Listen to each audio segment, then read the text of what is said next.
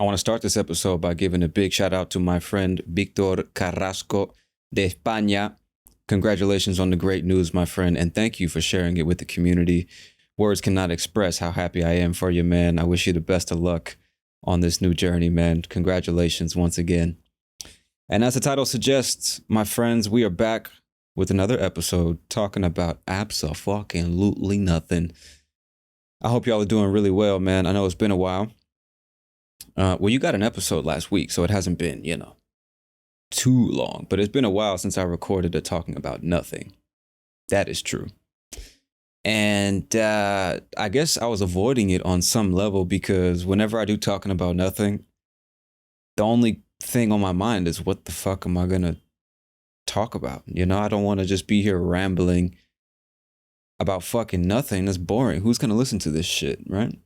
But obviously you are going to listen to this shit. Somebody's listening, so I'll keep recording. You know what I mean?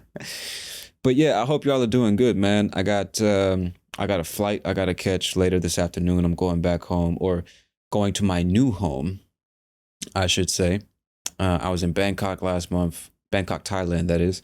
I was in Thailand last month. I've been in Indonesia all this month, and I'm just so excited to get back to Thailand. Words cannot express the level of excitement I feel, man. I just can't wait to fucking get back to the land of smiles, And I will say, dude, like traveling so much over the past couple of months, I will say that the airlines that I've flown on here in Asia are the best that I've flown on in my life. I shouldn't say Asia, I should say in Korea. You know what I mean? Because I went from Colombia to the US, and then from the US to Korea, then Korea to Thailand in less than 48 hours, bro. That shit was brutal. That shit was fucking rough. It was an hour flight from Cali to Bogota, and then about a 7-hour flight from Bogota to Los Angeles. And then I had a 10-hour layover in Los Angeles International Airport, bro. 10 fucking hours, bro. 10 hours. You understand? 10. You know the number 10, the one that comes after 9 and before 11? That's the number I'm talking about.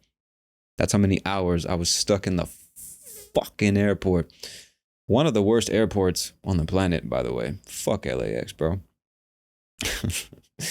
Oh, man, what a rough thing. And it was overnight, too, bro. It was just, so fucking rough. And I couldn't even, for whatever reason, I'm sure there's some security purpose for this. I couldn't even go past security because, like a fucking idiot, I didn't print my boarding pass for my next flight from LA to Korea. And I couldn't print it at the airport because by the time I got there, the stations or machines or whatever where you print your boarding pass, they were closed. So I couldn't get my boarding pass. So I just had to wait in the airport lobby with those bullshit ass uncomfortable seats. It was, I swear to God, it was 12 degrees in that bitch. Celsius, I mean. I don't know what that is in Fahrenheit. Strangely, I stopped using Fahrenheit a long time ago. So it's hard to do that conversion. I don't know, 50, 60 degrees or something.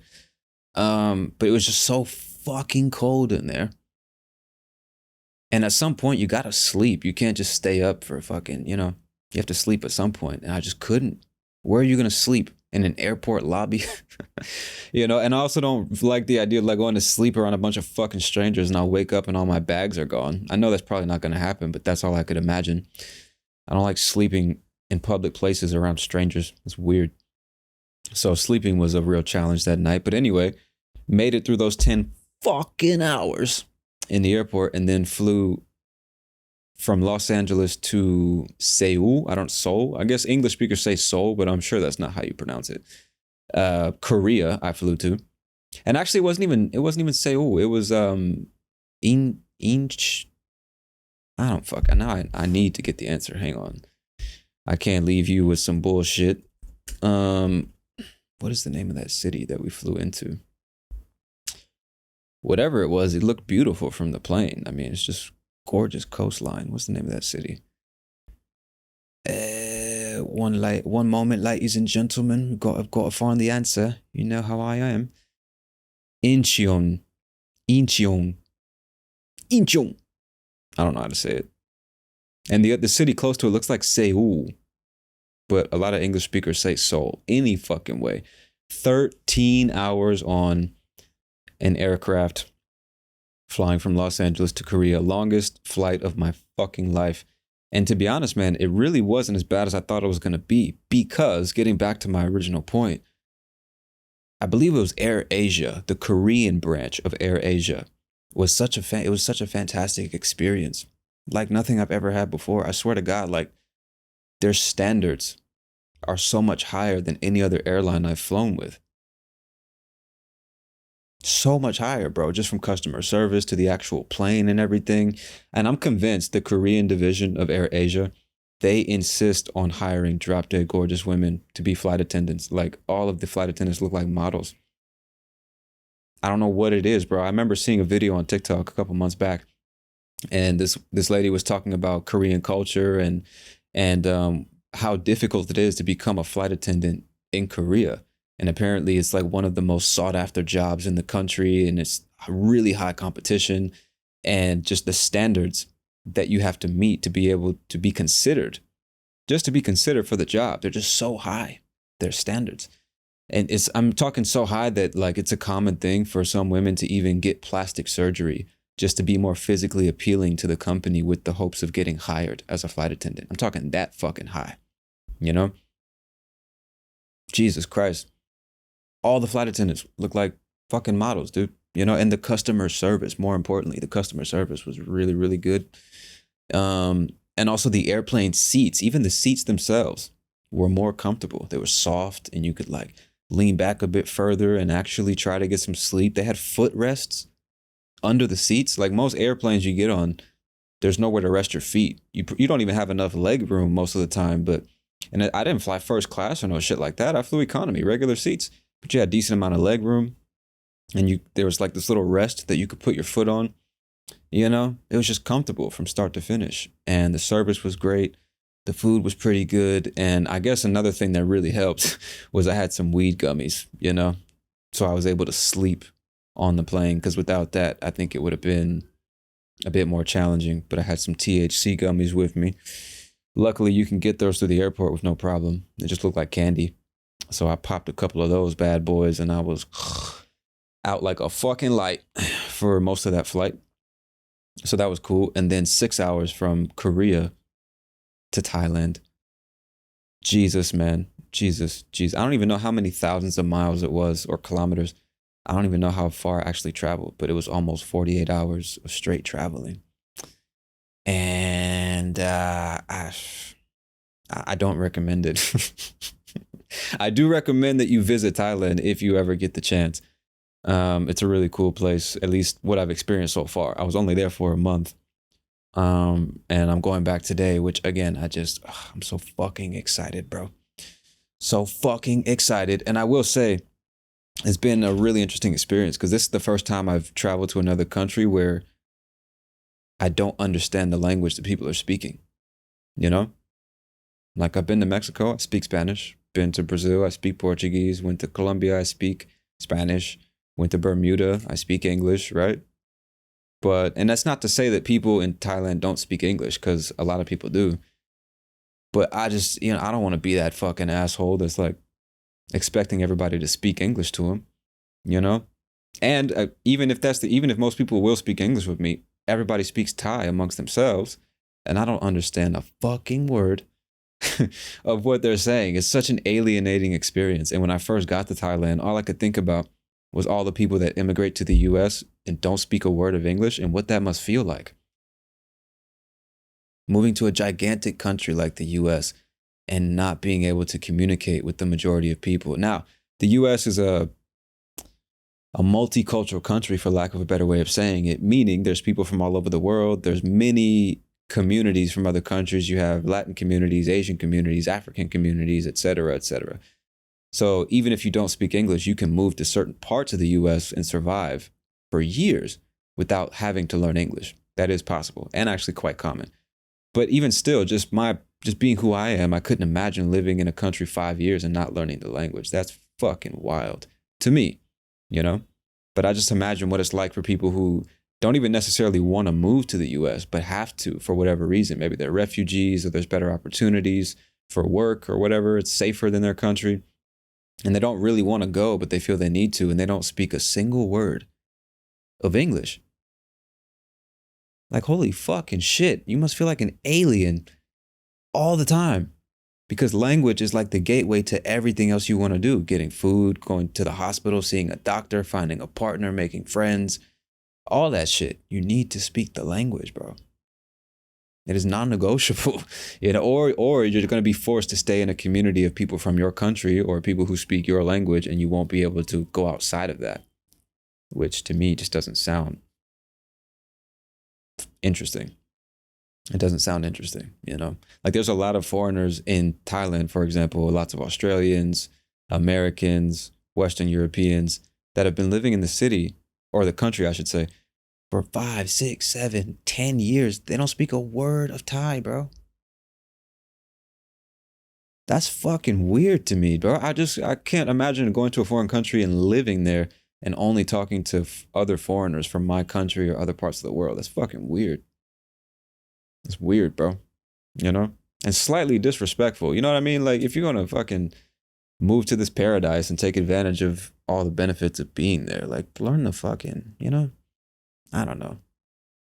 People should do whatever they want. I don't give a shit. I'm just saying, personally, I couldn't imagine doing that. So I'm learning the basics of Thai, and goddamn, is it a lot more challenging than I thought it would be. And the funny thing about the Thai language, at least based on what I've experienced so far, is it seems to be very simple in terms of learning to speak it and construct sentences. The grammar seems to be pretty straightforward. You don't have to conjugate verbs in Thai, but you conjugate personal pronouns.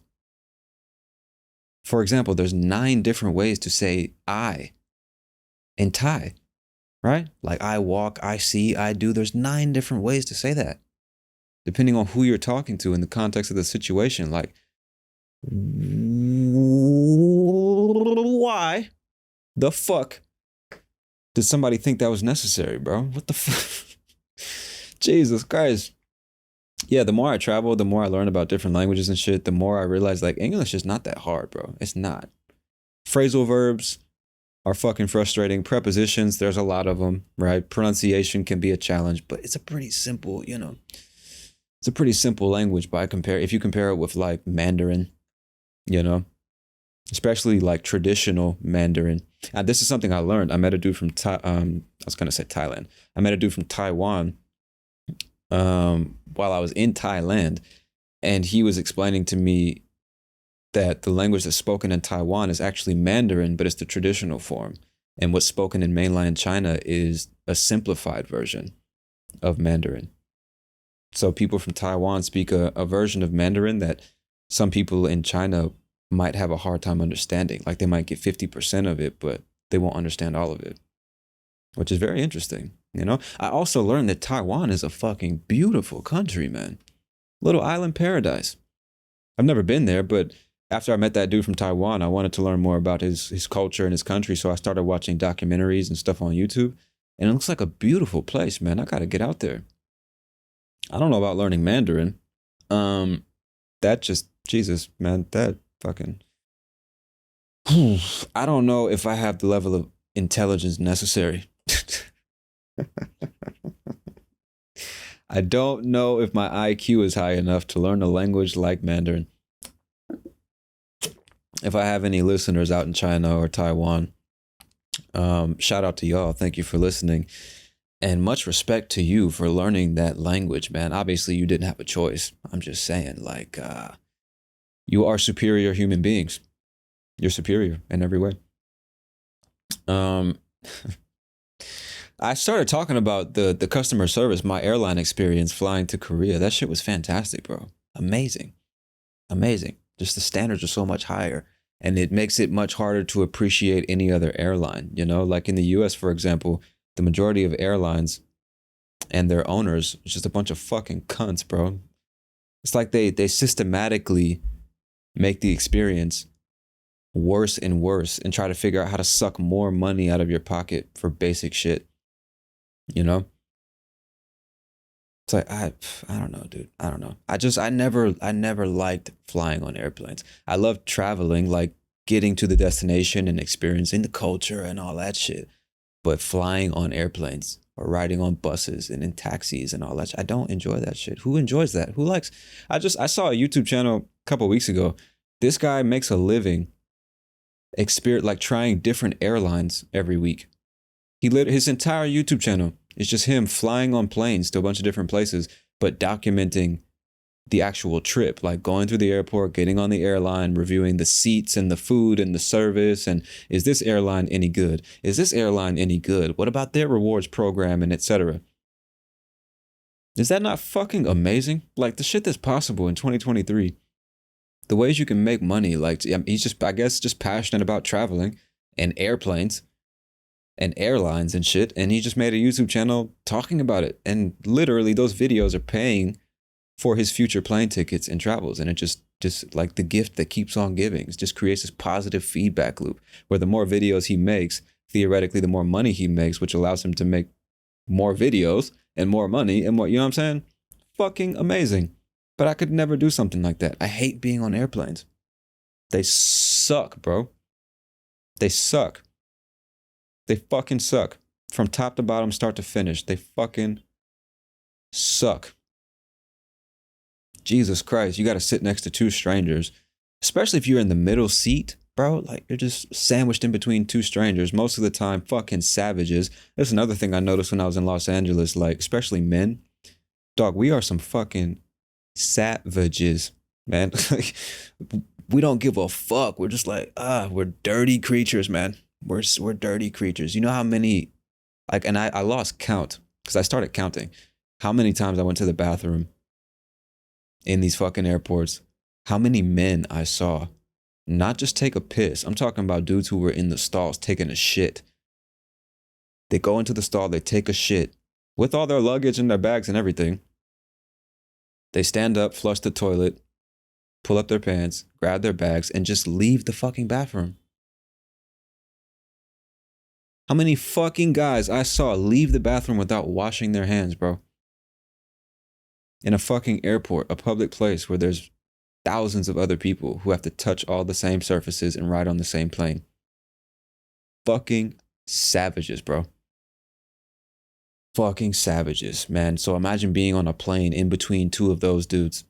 And then you got to figure out like who gets the armrest. You got to race to put your arm on the fucking armrest first, you know, because it's really first come, first serve. It's not like you're going to ask the person to move their arm so you can put it there, you know, and you're not going to fight over the shit. So you got to fucking get there first, try and get some armrest space. You can try to relax on this airplane seat that's too fucking tiny, no leg room, can't even lean back properly. The seats are like this hard leather that doesn't feel comfortable to sit on. Fucking ass hurts after 6 hours sitting in that bitch, man. Come on, dude. Come on. One tiny ass little window to look through. And if the person sitting next to the window wants the window shade down, I guess you're just not looking out the window. And if it's 3 o'clock in the fucking morning and they want the window shade up, well, I guess we're having it up. 6 in the morning. Good morning. How you doing, sunshine? Yeah, I know you've been on this goddamn flight since 12 o'clock in the midnight. All right, but it's 6 in the morning. Let's let some light up in this bitch. Good morning. Fuck is wrong with people, dog? You can get on a plane 11 o'clock at night. It's a 10-hour flight. 5, 6 o'clock in the morning rolls around and this asshole just needs to lift up the window. It's pitch black on the airplane. It's dark. Everybody's asleep, as they should be. This fucking asshole needs to lift up the window shade because he's never seen clouds before. You know? Tom Segura had a bit about that in one of his comedy routines. I just thought about that now. But it's like real shit. This motherfucker acts like he's never seen clouds before. Jesus Christ. Fucking assholes, man. I hate being on airplanes. I think it's because being around a bunch of other individuals who also have their own wants and needs. Everybody was raised different. Everybody has different ideas of what's polite or considerate. Other people don't give a shit about what's polite or considerate, and you're just dealing with all that. Plus being in a seat that's too fucking small and uncomfortable for an extended period of time. And this metal death trap flying through the air at 500 miles an hour, 35,000 feet above the surface of the earth. I remember I had a panic attack on an airplane one time. I can't remember how old I was though. I must have been 19 or 20 years old. This was a while ago. Flying from California back to Georgia.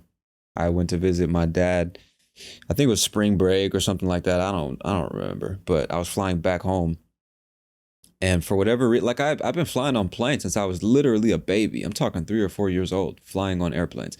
Never had a problem flying on airplanes. I'm not afraid to fly on airplanes. Nothing like that. And even still, just we were up on the plane halfway through the fucking flight. And I don't know if you've ever had a panic attack before or an anxiety attack. Some of y'all listening probably know what this is like. But for those of y'all that don't know what it's like to have an anxiety attack, the only way I can describe it is everything in your body is trying to exit your body. After all these years, that's the best explanation I can come or description that I can come up with. Whatever's inside of you, if you believe that you have a soul or your mind or whatever, everything internally is screaming at you, get the fuck out of here. Not just out, first of all, out of the, wherever you're located. If you're at home, get the fuck out of this room, go outside. You need to escape. You need to run away. If you're on a plane, get the fuck out of this air or off this airplane. Get out of this space. But not only that, get out of your body. That's what it feels like, is whatever's inside of you is panicking and telling you we need to get out of this body into a safer location, to a safer place. Which obviously makes no fucking sense, but that's how it feels. It's like, I need to get out of here. I need to get out of here. I need to get out of here right now. Where's the exit? Show me the emergency exit. I gotta go, man. I don't know what the fuck is going on. I can't breathe. My heart's pounding. I can't take it anymore. That's what it feels like internally. But when I was on an airplane with 180 other fucking adults, I can't act like that. I'm a grown-ass man. I can't act like that. I had to keep my cool. I had to pretend that I wasn't fucking panicking on an airplane flying through the fucking air, bro. So what did I do? I kept a straight face, right? I'm sitting there thinking, okay, I got to get up and get out of here. That's all I feel when I have an anxiety attack. I need to escape. I need to get out, get some fresh air, right? I don't like being in enclosed spaces. I also think I'm slightly claustrophobic, which just made it even worse. I'll tell a story about why I'm claustrophobic in just a second, because I don't remember if I told it on the podcast before. So you add the claustrophobia on top of the fucking anxiety attack, and you're a man, so you can't show emotion, right? You can't show your fucking feelings. You can't be scared. It's not allowed. Not allowed to be scared. So what did I do? Kept a straight face. I said, okay, I need to get up and out of this fucking seat. I was in the middle seat too, bro. In the middle seat. So I had to get up, ask this man to move that was sitting next to me, and I just went to the bathroom, which was also a bad idea because a bathroom, an airplane bathroom, is even smaller than an airplane seat. Shut the door behind you. You're basically in a coffin. You know what I'm saying? You're basically in a coffin. At the same time, you feel like you're dying. And I tried, you're just trying to breathe. It's going to be all right. Just need to breathe. Just need to calm down, right? Nothing. I'm not dying here. Just need to control my breathing. Get my heart rate back down. Right? That wasn't working. So then you're looking in the mirror. All right, pull it the fuck together, Tom. Pull it together. All right? Get your shit together. Which goes to show you how I was parented. If that's how I talk to myself when I'm in distress. The same way my parents talk to me. Pull your fucking shit together. Fuck is wrong with you? I'm joking. But yeah, I'm just trying to pull my shit together in the fucking airplane bathroom, and it's not working. So then I'm like, okay, I need to get out of this bathroom because this even smaller space is not helping right now. But I didn't want to go back to my seat because that's where the panic started. So then I ended up, I don't know if you've been on an airplane before, but typically between the airplane bathroom and the beginning of the rows of seats, there's this little space where the emergency exit is. So I just stood there. Like a fucking lunatic. Dude, the entire plane, everybody is looking forward. And guess what? Guess what they're looking at? Me. It's like, why is he just standing there? Okay, he just came out the bathroom. You expect him to go back to his seat.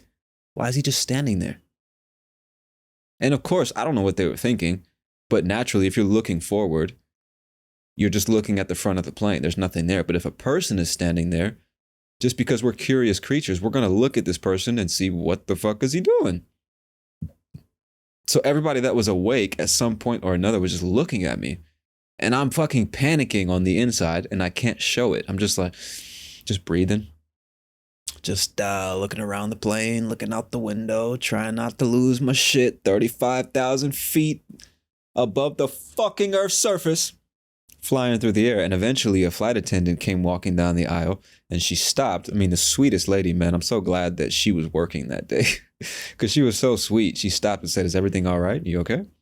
I said, "Yeah." I said it just like this. I said, "Yeah, I'm just having an anxiety attack." I swear to God, I said it just like that. Just like that. I tried to like just let it out calmly, just in this matter of fact way. "Yeah, I'm just having an anxiety attack. I'm fine." Oh man. And she like luckily, like I said, she was a really nice lady. And she's like, "Oh man, that's too bad. You like, can I do something for you? You okay?" And I just said, "Yeah, if it's okay, I would just like to stand here, breathe for a little bit. I'll be fine. I just, don't want to go sit back in my chair until I calm down a little bit." She said, "Okay, well, you're not supposed to be standing here, but given the situation," I'm paraphrasing at this point. She said, "You're not supposed to be standing here, but given the situation, you can stand here for a few minutes and I'll be back to check on you." I said, "Okay, thank you so much. I appreciate it." So then she went about doing her job, serving drinks and helping other passengers and shit. And then other people over, because I was standing there for like a good 8 to 10 minutes, bro. A good 8 to 10 minutes on an airplane when I'm supposed to be in my seat. And of course, other people are getting up to go to the bathroom every once in a while. And like 2 or 3 people, I think like 4 or 5 people got up and went to the bathroom during that time. 2 or 3 of them stopped and asked me like, "Hey, you okay, man? Like, what's going on?" I was like, "Yeah, I'm just having an anxiety attack." You know what I mean? Just as if I'm like fucking, yeah, just, getting some fresh air. I said it like that. "Yeah, just getting some fresh air, taking in the sights, living the dream. I'm living the dream. Yeah, just having an anxiety attack." Like, "Oh, damn. All right. Well, I hope you feel better, man." I'm like, "Yeah, thank you. I appreciate, I hope so too. I hope so too." And so after like 8 or 10 minutes of that, the same flight attendant, she went to another flight attendant who was on the plane but not working that day and told her the situation. And then she came back to me and said, "Listen, this flight attendant here, she's off duty, which means that she's not working right now. And she said, if you want, you can go and sit with her and she'll, at least try to like talk to you, keep you focused on something other than this fucking panic attack that you're having." And so I went back and sat next to her and we talked for like the next 2 hours. So I don't remember her name, but shout out to both of those flight attendants because they really helped me out when I was panicking on a fucking airplane with 2.5 hours left on the flight, mind you, in between California and Georgia, dog. It was just the worst. It was the worst. I feel like such a fucking I feel like such a bitch in that moment. You know what I mean? It's like, bro, pull it together.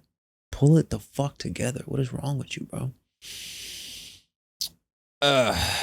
Anyway, ever since then, I haven't had another well, actually, that's a lie.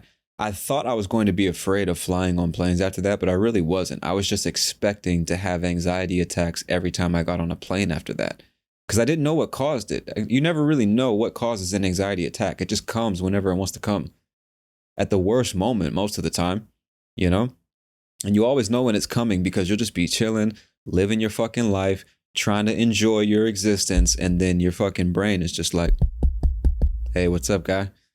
I know you're enjoying your day right now, but I'm going to throw you into a full-blown panic. Would you like that? Would you like to lose your shit and feel like you're about to die? Would you like that? Would you like that, motherfucker?" There's always that moment of hesitation when it comes. You just, like internally just feels like in the movies when the car screeches to a stop, like, that didn't sound like a car stopping, did it? That sounded like nails on a chalkboard or some shit, but you know what the fuck I'm talking about. I did it again. Sounds like nails on a chalkboard. Why can't I make tire screeching sounds? You know what the fuck I mean, right? When the car stops abruptly and the tires skid across the pavement and make that sound, that's what it feels like internally. And it's like your brain just calls your attention to the fact that something is wrong. And in that moment, you hesitate and you feel like something's wrong and you don't know what it is and you just immediately go into panic.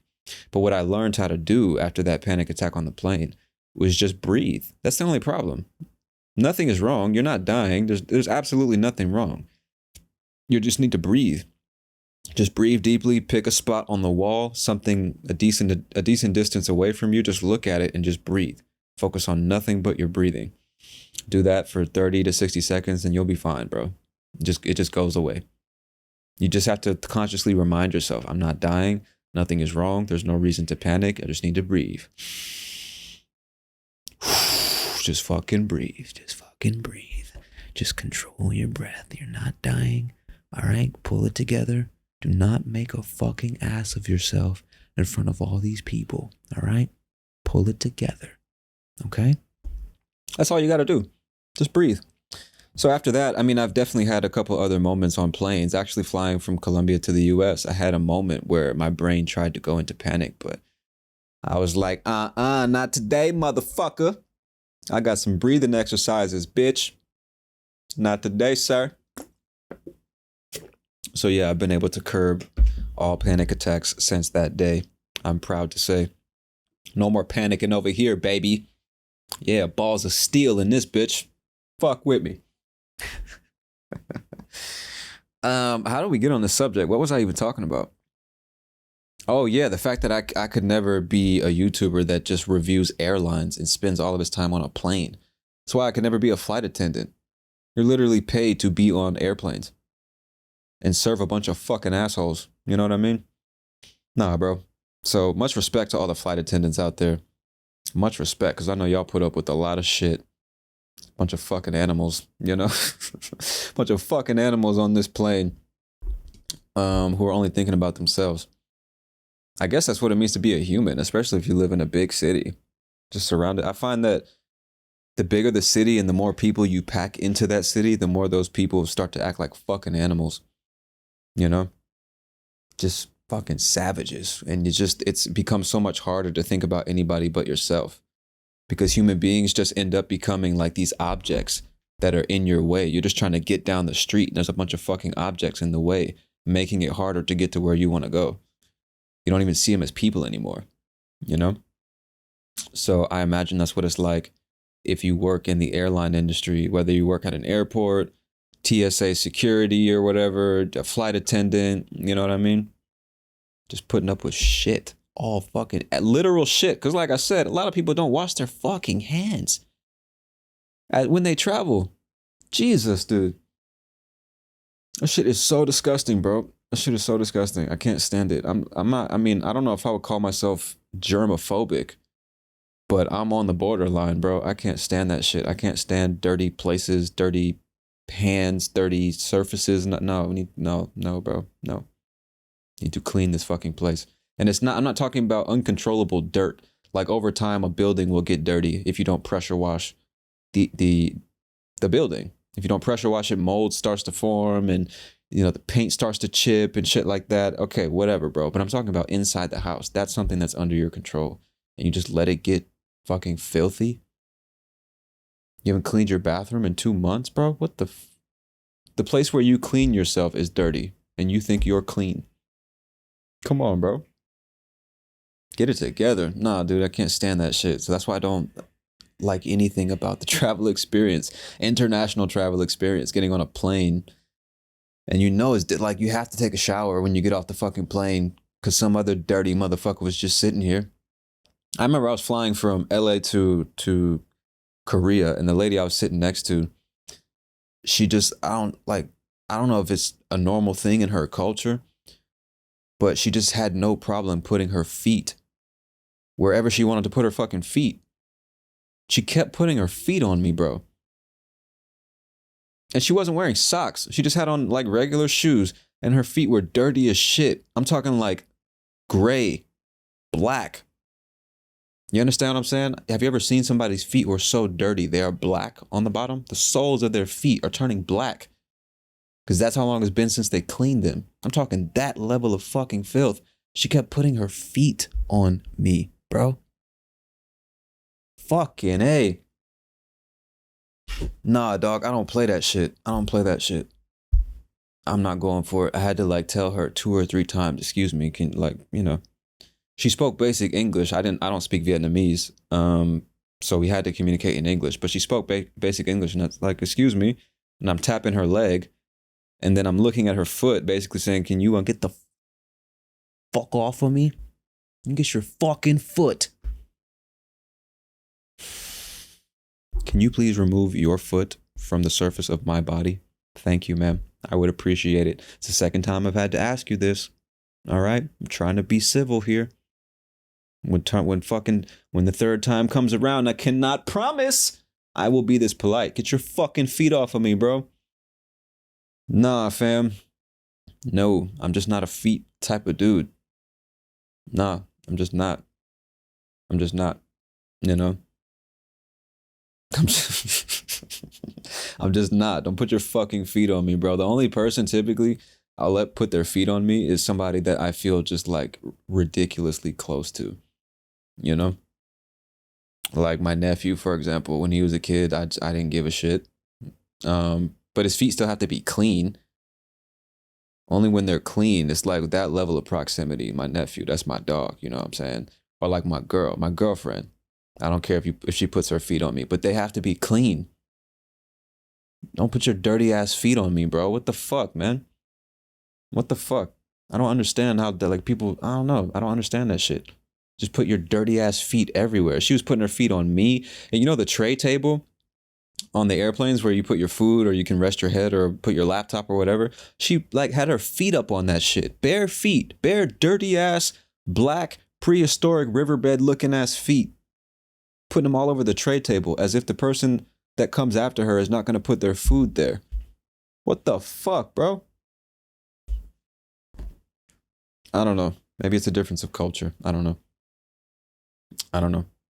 That's just nasty to me, bro. Like I said, I'm just not a feet type of guy. Like like I said, somebody I feel close to, like my girl, for example, I don't really care if she puts her feet on me as long as they're clean and she has pretty feet. Other than that, don't put your fucking feet on me. Like what? Especially if you walk around the house barefoot. You're not even wearing socks. You just been walking all over. Like people that walk outside with no shoes on.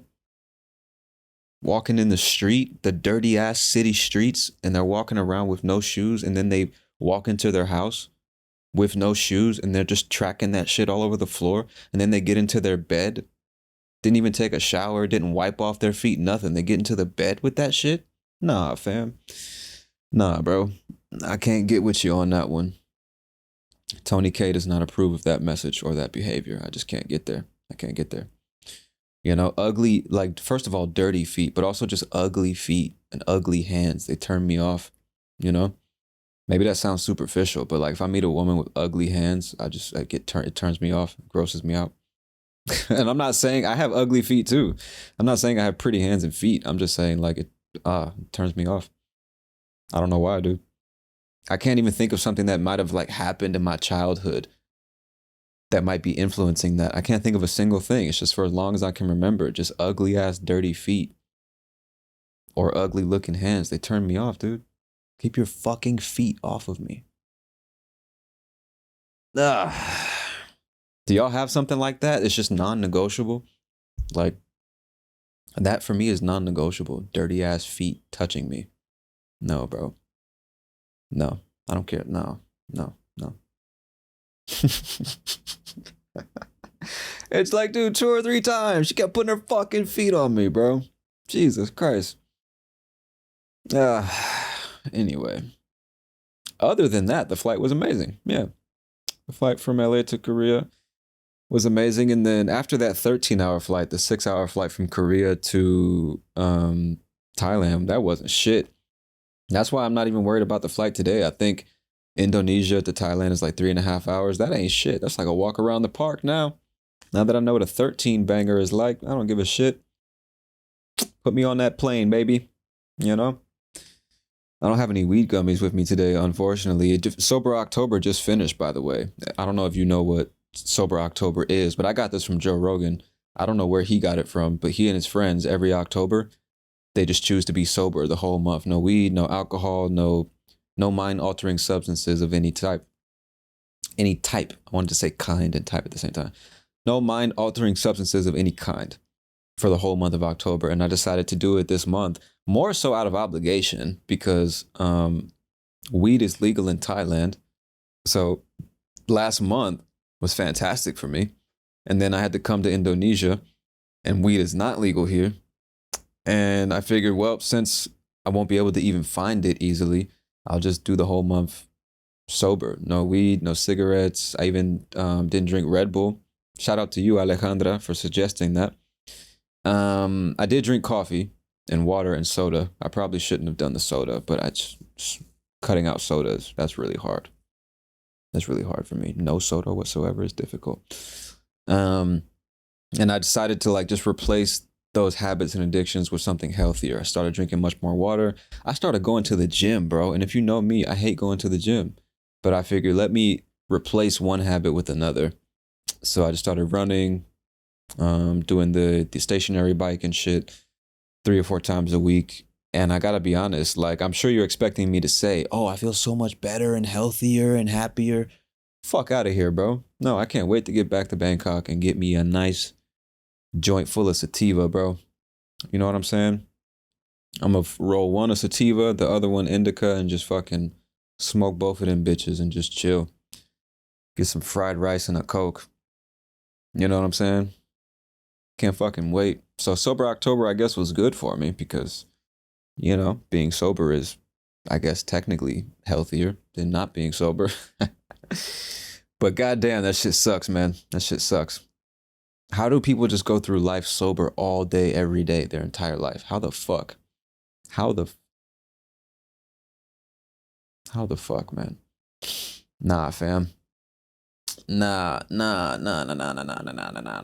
Fuck that. I need a little something, man. Glass of wine, a little bit of weed, you know, cigarette here and there. I need something. Jesus. No, is it just me? Is it just me? I don't know. Maybe I have a problem. I don't know.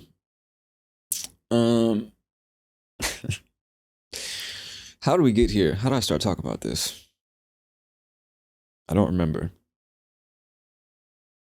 Yeah, I don't remember.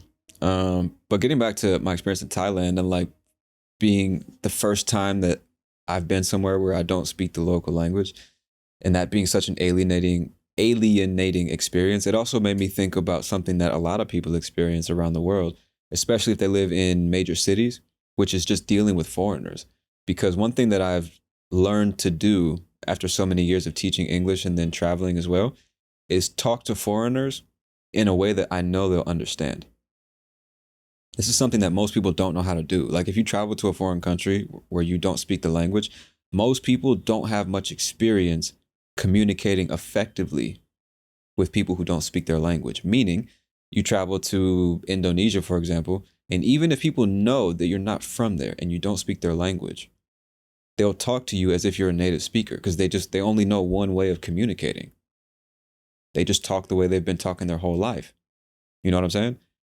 And even if you, like, let's say you speak a little bit of their language on a basic level, they'll still talk to you as if you're a native. They don't have the conscious thought, oh, this person's a foreigner.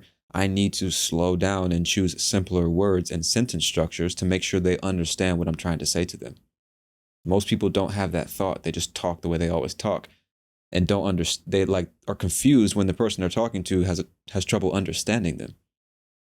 And that's a skill that I think doesn't really get talked about, is learning how to communicate with people who are learning your language, you know? Because most natives just talk to everybody as if they're natives. And you can do that. I mean, obviously, if that's what you want to do. But I think it's very beneficial to the visitors of your country if you can learn how to communicate in very simplistic ways, choose simpler words, shorter sentences, even if it means speaking like a child or in a grammatically incorrect way, just to make sure the person that you're speaking to understands what you're saying. I think that's really beneficial, you know? Because like I listen to other English speakers like in my home country now talking to foreigners. It's like, dude, they don't understand. You can see on their face and by the way they interact, they don't understand what you're saying. Like, speak slower and choose simpler words. What are you doing, bro? But again, if you don't have experience talking to foreigners, that thought probably doesn't even cross your mind. Like I remember I was what airport was I in? I think we were going from LA to Korea and going through security. There was a couple people in front of me. It was like two or three Asian ladies, and it was clear that they didn't speak English very well. And the TSA guy, the security officer, you know how, well, you might not know. If you've been through the airport, then you know when you're going through security, a lot of times there's security officers telling you, take off your shoes, take off your belt, take the laptop out of your backpack, blah, blah, blah, blah, blah, giving you all these instructions and shit. And if you speak English, then obviously it's no problem. But if you're learning English, going through the airport at a high speed because you're rushing through, you don't want to hold up the line and make everybody mad. You're just trying to fucking do everything correctly, and you can barely understand what people are saying to you. You might make some mistakes. So these ladies in front of us, I say us, these ladies in front of me, I guess weren't doing what the security officer wanted them to do. And he said the same thing like two or three times in a row, and they weren't doing what he wanted them to do. So then he started like raising his voice and speaking with this aggressive tone. And they were looking at him like with this confused look on their face, like, what? And you could tell they were having trouble understanding what he was saying. I don't know what they were thinking, but I got the impression that they were having trouble understanding what he was saying. And he was like getting mad that they weren't doing what he was telling them to do. And so I looked at him, I'm like, bro, maybe they don't speak English very well. Did you think about that? And the guy in front of me, he was like, yeah, dude. And I could tell that the guy in front of me, it seemed like his first language was Spanish, or that he was a Latino, spoke English and Spanish. And so the reason I say that is because I know a lot of Latinos that were either born in Latin American countries and moved to the US, or who were raised by Latin American parents. That's something that they also experience, is like having to learn English after moving to the US and knowing what that struggle is like. I'm sure some of y'all listening right now know exactly what that's like. Shout out to Steven, who moved to the US from Peru as a teenager and had to learn to speak English at the same time that he was finishing high school, bro. I mean, like, a lot of people will never know what that's like, So Steven, shout out to you, bro. You're a fucking soldier. Because it's not easy, man. And so getting back to the airport, I'm just like, bro, maybe she doesn't speak English. And what he said, bro? He was like, no, she understands me. She's just not taking her time. She's just rushing. She's just rushing through the process and doesn't want to listen to what I'm saying. I'm like, how the fuck do you know that? How do you know that? How do you know she understands what you're saying, dude? I just left it alone. I'm not going to argue with the guy, but just in that moment, I'm telling you that story to illustrate the point that some people never even consider, maybe this person doesn't understand everything I'm saying because they're still learning my language, And so I think that's an important skill to develop, especially if you live in a big city where lots of foreigners are visiting. You can just be one of those angels that knows how to communicate in a simplistic way that somebody learning your language will understand, and give them the help that they desperately need in this foreign place where they don't understand how things work, So, yeah, it's just something to think about, man. I will say that people in Thailand, generally speaking, well, it's like 50-50 based on my experience. Some people are super helpful, super friendly. And then like in every other big city, there's some fucking assholes, man. So, no matter where you go, that's what you're going to find. No matter what, I mean, this is just, again, my opinion, my experience. But in my experience, no matter where you go, you're going to find angels and devils, bro. Fucking sweethearts and assholes. I don't really like those statements like American people are like this or Thai people are like that, et cetera, et cetera. It's like, dude, people are just people. And they're all angels and fucking assholes, right? All of us. Just depends on the day. You know what I mean? Because sometimes you might come across like 5 or 6 assholes in a row and you might just think, oh, all these people are just assholes. But maybe those 5 or 6 people are just having a bad day. It's possible. I don't know. It's possible. More than likely, they're just fucking assholes, but it's possible. It's possible, right? Benefit of the doubt and fucking, I don't fucking know. Anyway, man, I gotta finish packing and get ready for this trip to my new homeland. And although I'm not looking forward to getting on that goddamn plane, I am looking forward to getting back to Thailand. I fucking love Bangkok. A lot of people that travel to Bangkok and then travel to other parts of Thailand, they shit on Bangkok. It's no, you got to travel to smaller cities, more rural Thailand, get the real experience, and etc. Which I don't disagree with. I'm sure it's amazing, but I like Bangkok. It's chaotic for sure. I think it's like 10 to 15 million people in that city, so it's definitely chaotic. If you've never been to Southeast Asia, I don't know if you've seen chaos on this level. I know Mexico City's crazy. I know Sao Paulo is crazy. Bogota is crazy. Los Angeles and all that shit. But man, I don't know if you've seen chaos quite like this. And I've heard that Ho Chi Minh City in Vietnam is even worse. Hopefully I'll be able to get out there while I'm here in Asia. But yeah, it's fucking chaotic at times. But it's also like a really, really nice place. Cool people. Lots of things to do in the city. Good weed as well, I must say. Cheap food. There's fucking food everywhere. That's one of the things that surprised me when I first got to Bangkok is, dude, there is food everywhere. Everywhere. Everywhere, dude. Fucking everywhere. It's insane. You will never go hungry in Bangkok. Ever. You'll never go hungry. That's not a problem the problem that you have is like, where should we eat? Because there's so many goddamn choices. But yeah, man, I will say I've only been there a month so far and I'm going back today, but based on that first month experience, if you have the chance to visit Southeast Asia, definitely consider Bangkok. It's a cool place.